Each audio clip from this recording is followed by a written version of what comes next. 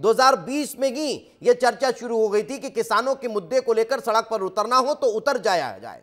तो वो जो बयान था वो मेन था। उस बयान को जरा सुनवाइए और उस बयान के साथ फिर मैं संजीव आचार्य सर का इंट्रोडक्शन कराऊंगा। पहले उस बयान को सुना दीजिए।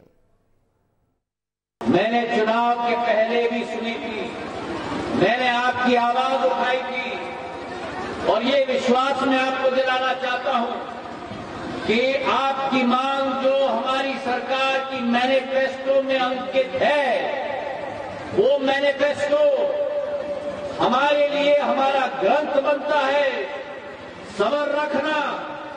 और अगर वो मैनिफेस्टो का एक एक अंक पूरा न हुआ तो आपके साथ सड़क पर अकेले मत समझना, आपके साथ सड़क पर ज्योतिरादित्य सिंधिया भी उतरेगा। इस तरीके से तमाम बातें कर रहे हैं, जो वेवर को लेकर बातचीत हो रही कि लोन जो माफ नहीं किए जा रहे हैं, उन्होंने कहा कि सड़क पर उतरेंगे। किस तरीके से? तो उधर जाएं, चलो तो उतर जाएं। दो टूक संजीव आचार्य जी, जो ये कमलनाथ ने उस दौरान कह दिया था, क्या ये एक बड़ी वजह बन गया था इस खाई में और ज्यादा दरारें पड़ने को लेकर? संजीव आचार्य जी बिल्कुल। देखिए ये एकदम से झगड़ा नहीं हुआ था, उसके पीछे बहुत लंबे समय से नाराजगी चल रही थी सिंधिया जी की। और जहाँ तक हमको खबरें मिल रही थी, वो खबरें छोटी छोटी खबरें थी, लेकिन उनके बहुत बड़े बड़े परिणाम होने थे, सबको पता था। जैसे आप छोटी सी बात थी कि वो भोपाल में एक बंगला चाह रहे थे, और जो मेरी जानकारी है वो बंगला जिसमें भूपेंद्र सिंह रहते थे, वो बंगले के लिए उन्होंने कहा पर्सनली। और जिस दिन उन्होंने कहा उसके दूसरे या तीसरे दिन ही वो बंगला नकुल नाथ को अलॉट हो गया। ये एक वजह बनी थी उस समय नाराजगी की। जिस दिन सुबह यहाँ भोपाल में हम लोग थे और तुलसी सिलावट जी के घर पे सारे विधायकों का भोज था, जिसमें सिंधिया जी आ रहे थे, वो एक तरह से शक्ति प्रदर्शन था। स्वदेश जी, आप ही के पास आऊंगा। क्या वाकई में इस चीज के लिए जिम्मेदार कमलनाथ को माना जाए कि ये सरकार वो बचा नहीं पाए जो दिग्विजय सिंह कह रहे हैं?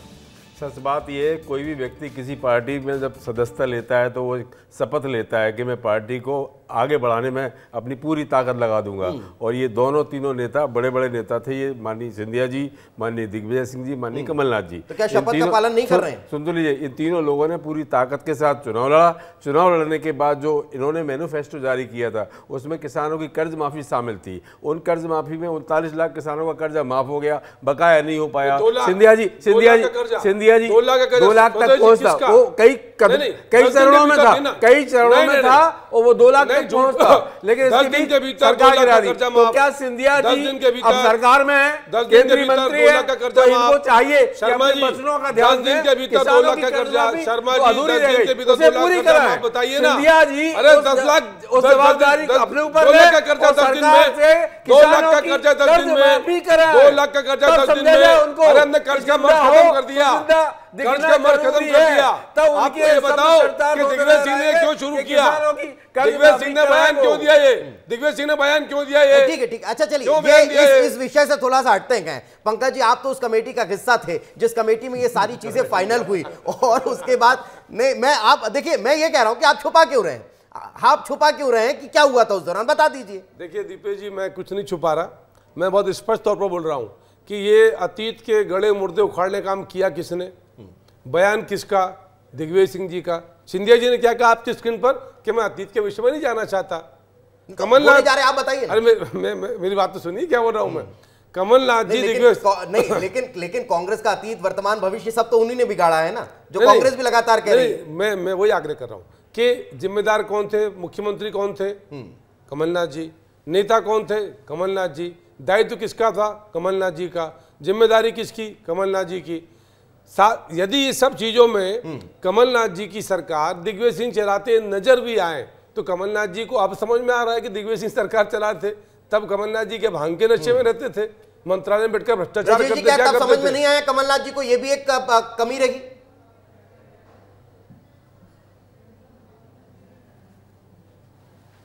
ब्रजेश जी, अगर तब कमलनाथ को समझ में नहीं आया कि दिग्विजय सिंह सरकार चला रहे हैं, जिनका सरकार चलाना कहीं ना कहीं हमारे लिए ही परेशानी खड़ी कर सकता है, तो क्या तब समझ में नहीं आया उन्हें?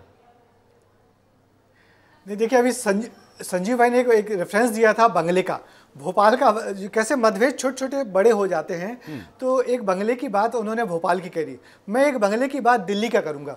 क्योंकि हुआ क्या था कि जब लोकसभा चुनाव हुआ तो सिंधिया जी गुना से लोकसभा चुनाव हार गए थे, तो उनके ऊपर भी वो बंगला खाली करने का दबाव था, रेसकोर्स रोड के सामने वाला, जो उनके पिताजी के समय से उनके पास था, लंबे समय से उनके पास था। पहले उसमें उनके माधव सिंधिया रहते थे, फिर वो रहते थे, तो उनके पास उस बंगला खाली करने का दबाव था। सरकार, जो मध्य प्रदेश सरकार थी, उसके पास एक बंगला दिल्ली में लेने की चॉइस थी।